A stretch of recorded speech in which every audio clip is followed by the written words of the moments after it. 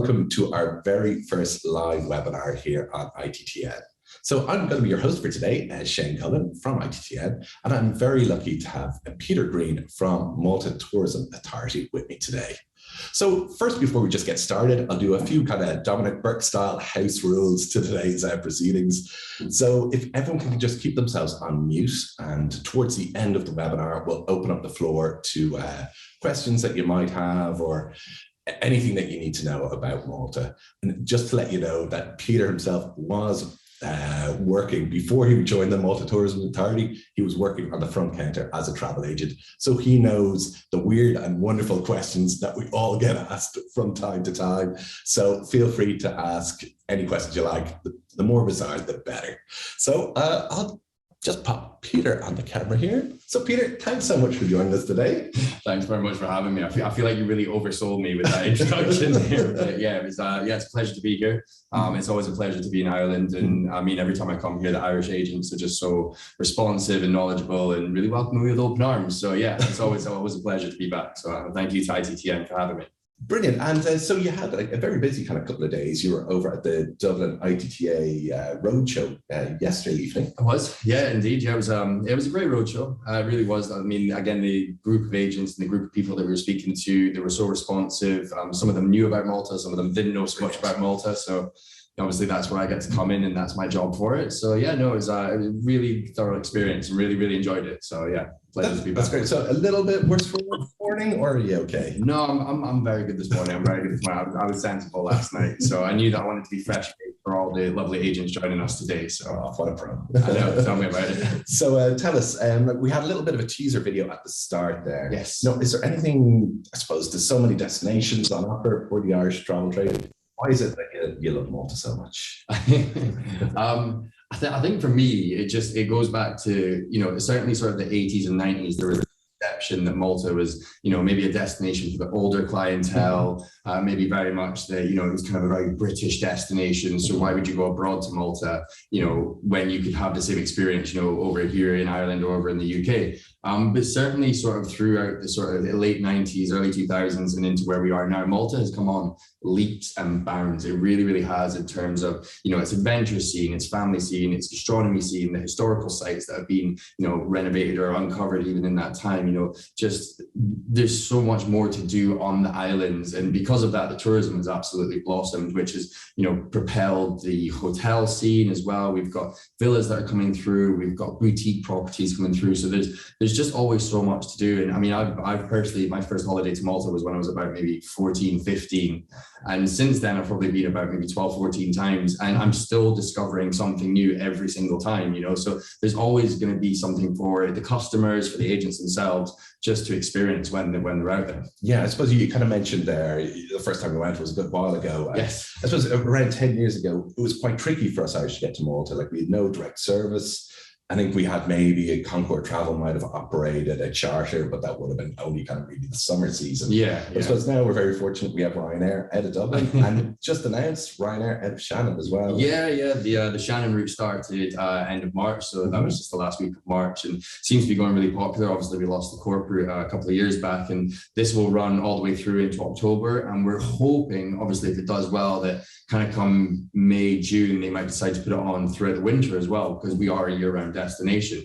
So hopefully that might get picked up and we get some success out of that. But I do appreciate how difficult it is sometimes to get to there. Being from the northeast of Scotland, trying to get anywhere was very difficult, and quite often flying down to things like London and that. So, the connectivity has become really good for Malta. And, it's only a 3.5 hour flight, even in comparison to some of the things like the Canary Islands or, the likes of North Africa. You've got a good winter sun destination and summer sun destination, only a 3.5 hour flight away. Yeah, and saying that, talking about flights, and you're flying into just kind of outside of Valletta, so it doesn't take you too long.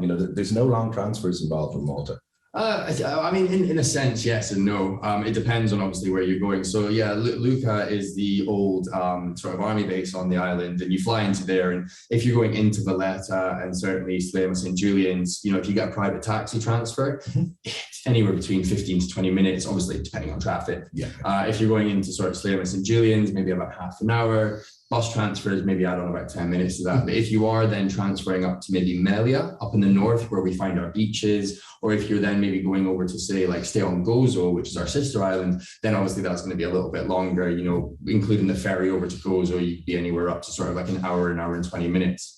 But it depends on where you're staying on the islands. And the great thing about Malta is it's small enough that everywhere on the islands are accessible. Yeah. So, you know, we're not talking massive transfers no matter where you are. So yeah, really, really great options there. Yeah. And my time as a travel agent, I always remember like the transfers, the private transfers in Malta were so reasonable. And it's kind of a nice little add-on that you can put on, you know, for your typical holiday. You know, the private transfer just makes it that little bit more comfortable. Of course. I mean, you know, they always used to say the private transfers were much more for like the luxury market. And it absolutely is, you know, they want that kind of personal experience. And especially when you're staying in things like boutique properties, maybe in Valletta, you can't get a huge coach down those little cobble streets. So you need that private transfer. But even for families, you know, when they've arrived in, you know, they've had 2 hours in the airport or 4 hours, depending on what's going on in the airports at the moment. Then they've had a 3-hour flight, especially if they've got little kids or, you know, they're just going to want to have that little comfort. They don't want to have to be shepherding their kid onto a bus and then waiting an hour to get through anyway. You know, having that private transfer really does, you know, facilitate for all markets. So I would never not rule out selling a private transfer. And as you say, in Malta, they are very, very reasonable, you know, in terms of the cost. So even if you want to just get a taxi when you arrive into Malta, again, it's a very reasonable cost for that. And I suppose talking about the different areas in Malta, would you mind going through maybe a few of the kind of key, I suppose the key resorts on the island? Yeah, I can do. I mean, probably like the easiest way to describe it is we obviously have Valletta, our capital city. It's a beautiful city, and kind of you know, maybe sort of 5-10 years ago, there was only really 1 or 2 maybe hotels that you could stay in that area. But since certainly kind of the turn of maybe sort of 2010s and onwards, we've seen boutique properties popping up in Valletta that are actually housed in the 16th and 17th century, what's called palazzos or old nobility townhouses. So there's a real unique experience in staying somewhere that is, you know, 400 or 500 years old. And, you know, it's a great way to maybe have a couple of days as a sort of, you know, in the city itself. Then over the water from Valletta, heading north up the island, we've got Slema and St. Julian's. This is kind of 2 resorts that meld into one to create one super resort, I suppose.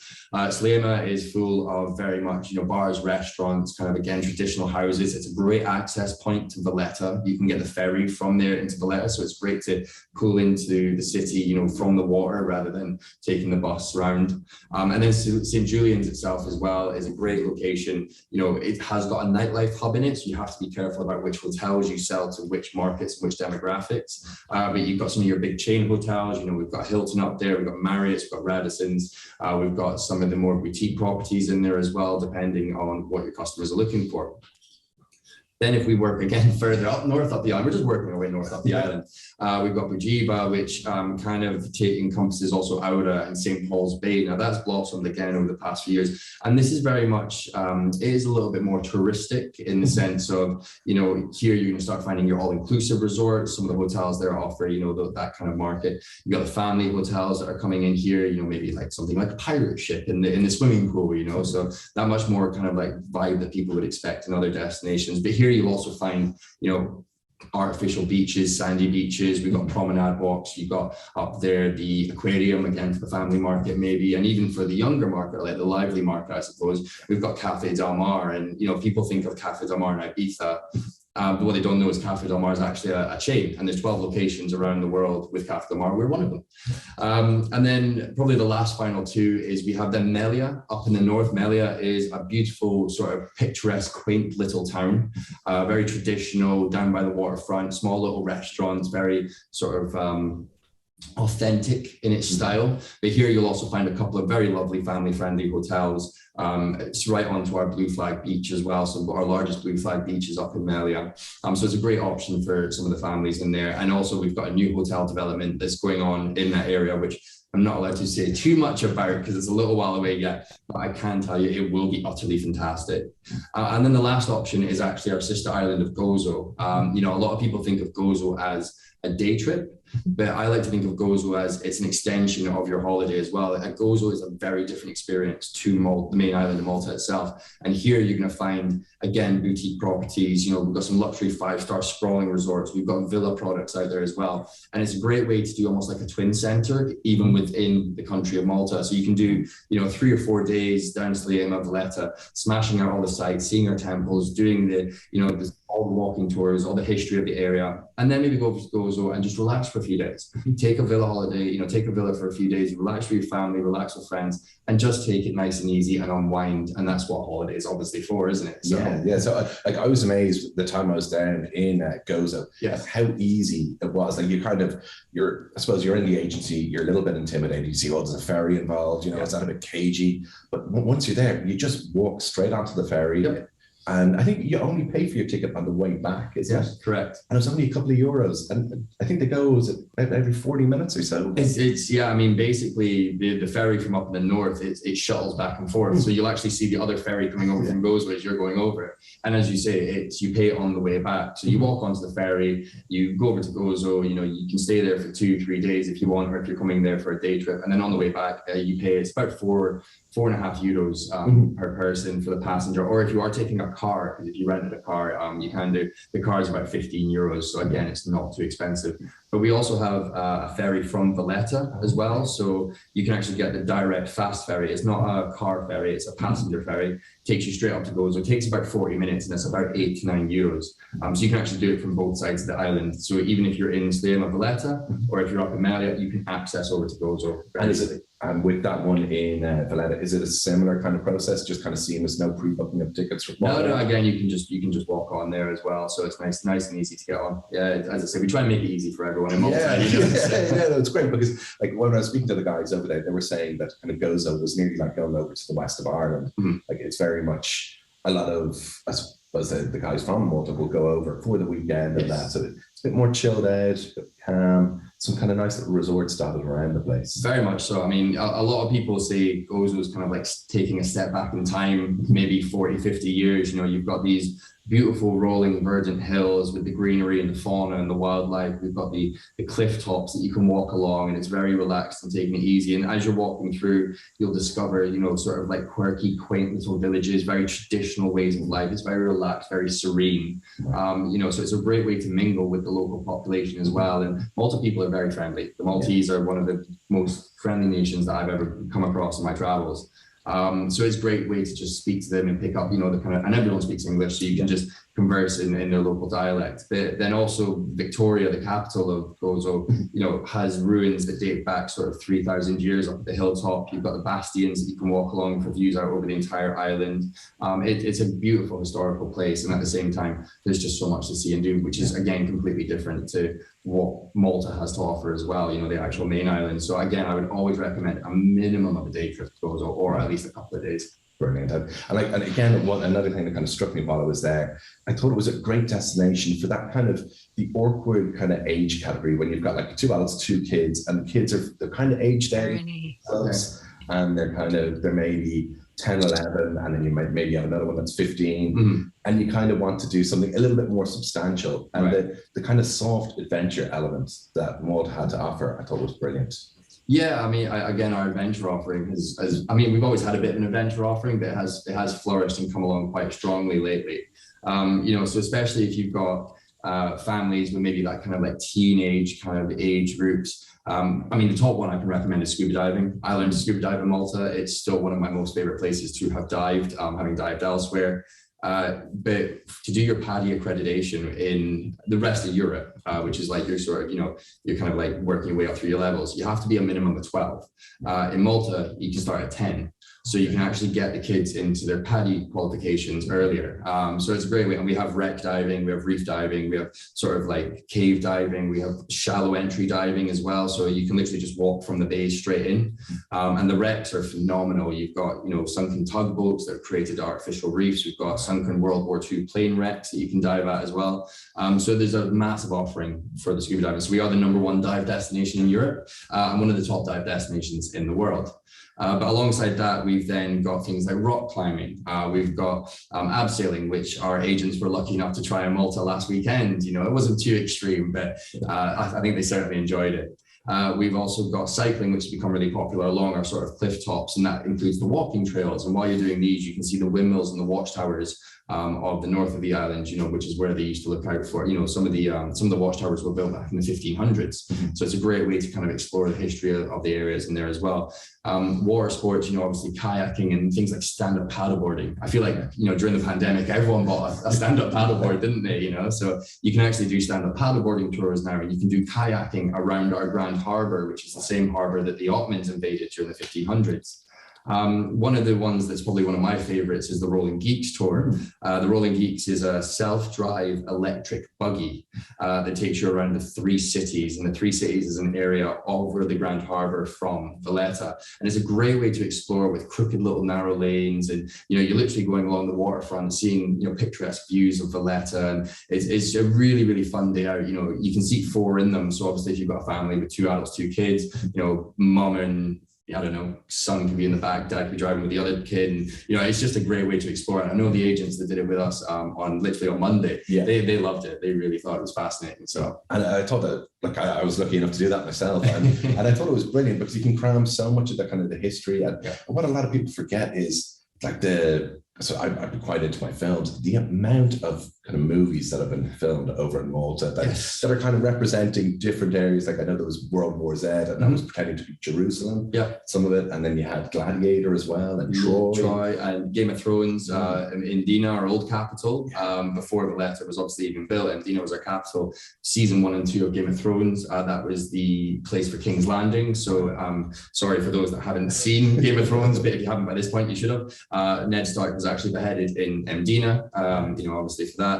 Popeye, you know, we've still got Popeye's Village, the family market, you know, that's from the 1980s. They've just finished filming Jurassic World Dominion there. So for those that have seen the trailer, the bit where Chris Pratt is on his motorbike and he goes tearing out of an alleyway into a square, that's actually one of our squares in Valletta. So yeah, we've had something like over 120 films shot in Malta itself. So, you know, we could almost be like the mini Hollywood of the Mediterranean or something. You know? It kind of goes to show like I suppose the amount of amazing buildings that are there, like the architecture, the stunning location, the fact that they're kind of coming time and time again to kind of use this as a filming destination kind of just shows how pretty and how great a spot it is. One of the biggest reasons for that is we have 3 UNESCO World Heritage Sites on the islands of Malta. So we have our Hypogeum, which is a subterranean burial chamber that was actually discovered by accident during the 1900s, early 1900s. So that's one of them. We then also have our Neolithic Temples. We have over 14 different Neolithic temple sites around kind of the islands. And some of these are the oldest freestanding stone structures in the world. They predate the pyramids of Giza by 1,000 years. And these are great to go and see. So you've got like Ajarim, you've got Gigantia over in Gozo. So again, you can almost do like a temple tour of Malta if you're into that kind of history aspect. But especially for the filming front, Valletta itself is a UNESCO World Heritage Site, the actual city as a whole. The city is only 0.6 square kilometers, so it's very, very small. It's about 1/10 the size of Gibraltar. But because it's a UNESCO World Heritage Site, when they're doing buildings, renovations, they're not allowed to modernize it. They have to keep with the heritage of that 1500s and 1600s kind of style, you know, that almost that Baroque architecture. So they have to build it in that style. So, you know, no matter what, we're never really going to be modernized. We're going to keep that authenticity and that heritage in there. I think that's why they draw back in, you know, filming studios. And that's why people keep coming back time and time again, because it really doesn't change. You get that beauty all the time that you go. So, and you'll always find something new in Valletta. There's always a little street you haven't discovered, a little balcony that you haven't explored. So yeah, there's always something new when you get back there. Brilliant. And I suppose people that are maybe looking out, you know, at Malta as a destination, it is pretty much a year-round destination. And like, was it 300 days of sunshine a year? Yeah, about that. On average, about 300 days of sunshine annually. Valletta is the sunniest capital city in Europe just because of our location. We're only about 60 miles off the north coast of Africa. You know, we're about 70, 80 miles south of Sicily. So we're in a prime location in the central Mediterranean. So obviously during the summers, we are mid to late 30s. You know, it's a really hot kind of Mediterranean heat. I was there at the weekend. It was 24 degrees, which as a Scotsman was killing me. Came away with a good bit of sunburn. But even during the winter months and kind of those late off-season times, you're still going to be into your late teens, even maybe early 20s on a good day. Obviously November, December, you might get the odd day of rain, but again, we get very minimal rain as it is. Sometimes we get maybe a heavy wind that comes up from North Africa. So you've got to factor that in there as well. But we have an events calendar that runs year round. We celebrate Christmas pretty much for the whole month of December. We have a winter carnival that happens in February. We are a very festivalized nation, and that entices people to come all the year round. And, obviously low season, you're missing crowds, sometimes prices can often be a little bit lower. Hotel availability is, obviously a lot better. So you might be able to have that trip that you want to have 5-star luxury that, potentially you might not be able to afford during the summer months because of the peak season prices. So go off season as well. And it's a great way, again, just to mingle with the host population. Like, I see it as a brilliant destination. Like, a lot of people may have had their summer holidays already booked, but if they're looking kind of a bit further on, maybe the October bank holiday weekend, I think that it's a perfect option. No, completely. I mean, I used to work, you alluded to it earlier that I used to work as a travel agent. When I moved from front desk into our head office, quite often the fan trips that we did were all March, April, kind of maybe late September, early October. My first ever trip with Malta Tourism Authority when I worked at Thomas Cook, that was in November. I was there in November with 6 Irish travel agents just last year. Obviously, we've just come back this weekend. So we always kind of do those kind of shoulder season times. And, the agents love it. They really do, because you do get that experience of there's space for you to go around, there's not that crowd. I mean, we had the Pope there at the weekend, so there was, we had to kind of plan the itinerary quite specifically, but, and you can still experience everything without having to be rushed around or hazed around. And again, for the customers especially, the pricing will often be very, very good. And you can, get into things like, our Michelin star restaurants will probably have a little bit easier than you would the summer months, or get onto the activities that you want to see a little bit better than the summer months. And like you say, you could probably go, maybe if you only had a 4-star budget, you could probably push to a 5-star stay in those kind of times. Exactly. The rates are that little exactly. bit lower. No, exactly. And the level of quality of hotels that have been coming through in Malta specifically have been phenomenal. So, I've already touched on those palazzos and those boutique properties around Valletta and even in Andina. But, a lot of the hotels are, during this sort of pandemic, they really took the time to refurbish and reinvent themselves. So the likes of the Phoenicia outside Valletta has put in a new spa area. The Malta Marriott, they underwent a €30 million refurbishment and actually added 2 floors onto their offering. We've got brand new Hyatt Regency, that's in the same kind of area as well. Every single kind of property seems to have done something new to reinvent themselves, and that creates a new experience for people who have already even maybe been there. They can go back and still have something new. Yeah, that's brilliant. Well, thanks so much for all that information. It's a lot of information. There's a lot there. It certainly whet my appetite for getting back to Malta. I know. But at this point, I'm going to open up the floor to you guys out there. And if you have any questions whatsoever, if you want to just unmute yourselves, and then you can just ask away. And then while that's happening, I'm going to ask my faithful colleague, Ali, to drop up the list of names, and we're going to do the draw shortly now for the lucky winner of a fam trip from the Shannon. Shannon, right? So we're gonna do a fam trip for Irish agents from sort of maybe middle to the end of this year. We're still debating when it's going to be, but we're going to take out a group of agents and experience everything that we have to offer. So we're lucky enough to offer a place on that today. So. And you'll get to come to Malta with me, which is always a fun expedition. So everyone seems to be quite shy at the minute. I'm not seeing any. If you don't feel like talking, then obviously there's the chat function as well if they want to ask any questions. So I know it's always the same. It can be quite intimidating to come along and ask some questions, but that's what I'm here for. They can always ask any questions that they want. Okie dokie. I'm just going to see if anyone is going to pop on. What was your favorite thing about kind of Malta, when you were out there and experiencing it? God, there's a lot. I really enjoyed the food.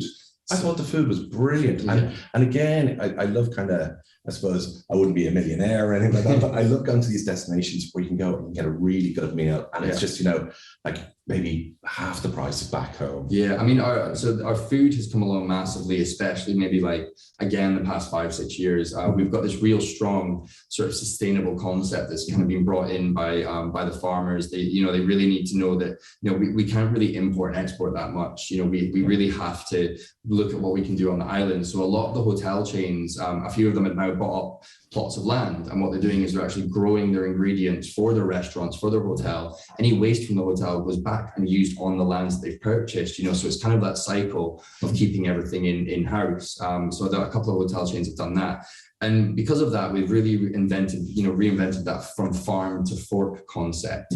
And because of the fresh produce, the organicness of it, you know, when you go out and eat now, it's going to be quite often it was foraged or plucked or picked that day.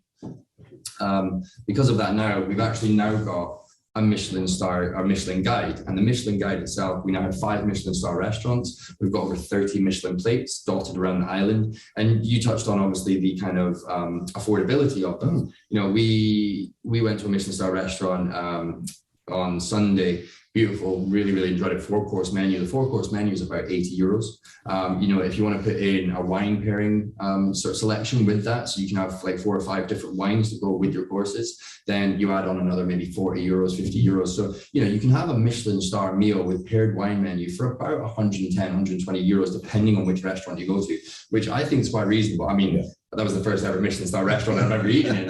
But when you see some of the ones, especially in places like London and stuff, one of the agents, when we showed the menu, she was like, actually, there's a Michelin star restaurant in Newcastle, and this is cheaper than the one in Newcastle. I was like, there you go. I was like, you can fly to Malta, come and have a Michelin meal. It's going to be that, and then fly back over, and it's still cheaper than eating in Newcastle, apparently. So there you go. So we're going to go and do our draw. Oh, wait, hang on. I think we might have. Yeah, you should have some questions. We have a few questions popping in here now. So any activities that should be pre-booked maybe before you go? The biggest one would be the Hypogeum. The Hypogeum is obviously, again, one of our UNESCO sites, but because of, obviously, we want to preserve it, we want to make sure the footfall is limited per day. So we recommend that you book that around about 3 months in advance. We do have Heritage Malta. Heritage Malta run a lot of these sites. They have over 70 sites. And what you can do is you can book a pass with them, and it's like a multi-pass, and it gives you access to all the sites around the island. I'd recommend maybe booking, you know, if you wanted to do things like some of the boat trips, especially during the kind of summer months as well, purely on the basis of, you know, it's peak season. You're going to want to get in there. You don't want to rock up at a boat planning to leave at 9 o'clock and be told, sorry, we're full, and you've got to wait an hour for the next one. So I'd recommend that as well. But quite a lot of the other ones, you know, certainly I would say you can just show up and you'll be okay. It's going to depend on when you go. And obviously depends on how much pre-planning you want to put in, and obviously how much of an itinerary you want to have.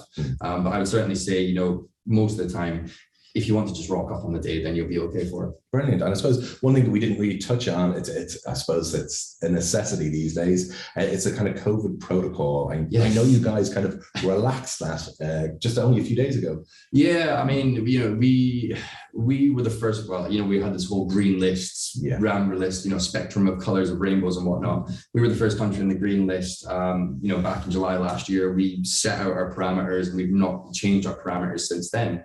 Up until now, as of Monday, so Monday the 11th of April, you have to be double vaccinated, and that doesn't need to include boosters or anything. That can just be double vaccinated. Or if you're unvaccinated, it's a negative PCR test 72 hours prior to arrival in Malta, and that's arrival into Malta. It's not boarding your aircraft. Arrival into Malta, or a recognized COVID recovery certificate. So that means that now unvaccinated travelers who, you know, do the PCR test or have had COVID can now enter Malta as well. So that changes as of Monday. So that's really exciting. You know, that's going to boost our tourism even further than it already is. But yeah, our numbers have been really strong all the way through.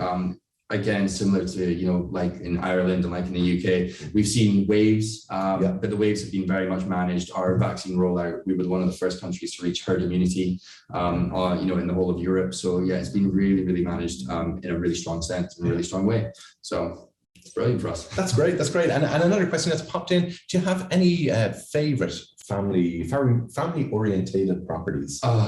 See, this is really difficult because the travel agent me 100% yes. Yeah. Because I work for the tourist board, I'm not allowed to be preferential. So I'm not allowed. I can drop names. Okay. I'll do like a list. So probably some of the top ones would be something like the DB Bank up in Melia. It's a beautiful family property opposite the beach. You've got the DB San Antonio, which is in Bujaba. That's the one that's got a pirate ship in the pool. It's a couple of great all-inclusive properties. If you've got customers that maybe want kind of bread and breakfast half board, you could do the Dolmen Hotel, which has beautiful grounds. It's actually got a Neolithic ruin in the ground of the hotel. That's why it's called the Dolmen Hotel. A couple of the AX properties, the Seashells would be a nice one, but they're currently undergoing a refurbishment until 2023. For those that maybe want a little bit more like luxury, something like the Marriott would be absolutely fantastic. They've got expansion plans with new pools going in, and it's great for the families if you want that kind of like, again, bed and breakfast luxury kind of market. And you can never rule out something like even like the Phoenicia outside Valletta. That it's a great property for those that maybe have older children who really want to have access into Valletta, especially maybe like that kind of like 16, 17, 18-year-old market where they're going to allow the children to go and explore themselves and have a little look around. So there's a number of properties that I would say that you could go to, but again, I'm not allowed to recommend. Which is, as I say, ask me if I was a travel agent, but no, not my current role. Okay, and then just in terms of kind of festivals and things like that, are there any good music festivals that kind of happen on the island? Yeah, I love bringing this one up because this is all my scene. This is exactly what I'm about. So yeah, I mean, we, as I say, we are a very festivalized nation. Probably our biggest music festival would be Animax Lost and Found Festival. Okay. So that is huge. That's happening the 1st to the 4th of June this year. It's a plethora of international DJs descending on the island. They host after parties at Cafe Del Mar. They have beach parties. They have castle parties. They have nightclub parties. It's huge. We also have Earth Garden, which is a bit more family friendly. We have Glitch, which is kind of like house and techno. We have Isle of MTV. So Isle of it is obviously hosted by MTV. It's a free one-day festival. So you don't have to buy tickets. You just register for tickets, and if you get them, you get them. And that's held just outside Valletta in Floriana. So I think the headline act for this year is Marshmello, for those that know him, and for those that don't, kind of like electro kind of music. So that's just a few of them. We also have a new one this year called Defected, which is run by the guys who do Ultra over in Croatia. They're going to do Defected in Malta in October this year. So that's a brand new one. But then one that I really love kind of pushing as well, it's not so much like a music festival as such, but we, how obviously you have like St. Patrick's Day and St. David's Day, St. George's, all that stuff. Every single town, village, city in Malta has a patron saint day. I think Valletta's got about 4 of them. And during these patron saint days, they have what's called a feast day or a festa. And pretty much during the afternoon and the evening, the whole town shuts down. Everyone comes out into the streets. We've got street vendors selling their food. You've got traditional meals. You've got, people dancing in the street. We've got musicians or local musicians. And, they do like a whole procession into these towns and squares and whatnot. And then it all culminates in a firework display. And the firework displays in Malta are very, very impressive. We're quite well known for our fireworks. So that's a great way, and they run all the way throughout the year. So it's a great way, again, to mingle with the local population, but have that kind of like party kind of vibe, but in a traditional kind of sense. And then just to touch on the fireworks as well, like our fireworks festival this year is actually happening over 5 weekends, and it culminates at the end of April. So if they've got any customers going at the end of April, make sure you're definitely in Valletta on the 30th, which is the grand finale of fireworks displays. It's going to be absolutely huge.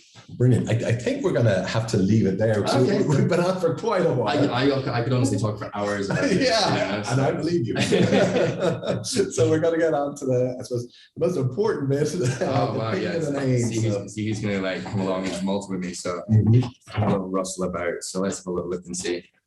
I've got one here. Okay. And the winner is... Oh, God. It's an Irish name and I can't pronounce it. I want to say Kira. Yeah. There you go. I'll let you read that. Kira Dingra. Well, congratulations. Congratulations, Kira. So yeah, we'll be in touch and we'll be letting you know all the details of when it's going out. Yes. Do you have a rough estimate? We're hoping potentially sort of end of May, start of June. Obviously it depends on other schedules. It'll be myself that's hosting it, and I've got quite a few things going on at the moment. We've got conferences at the end of May. We've got other events we're doing in sort of middle of June as well. So we're hoping kind of to get it sooner rather than later. At the very latest, we might push into September. But, as I say, we're going to start planning that. Now that we've just come back off our mega fan, which was 30 agents, and obviously quite a big one, we're starting to look at what we can do kind of going forward. Well, thanks so much for taking the time to chat to us today. Thanks for having me. It's always a pleasure. So, cheers. And thanks so much to you guys out there for staying tuned in and switched on with ITTN. And hopefully we'll be seeing you again in the near future. Cheers.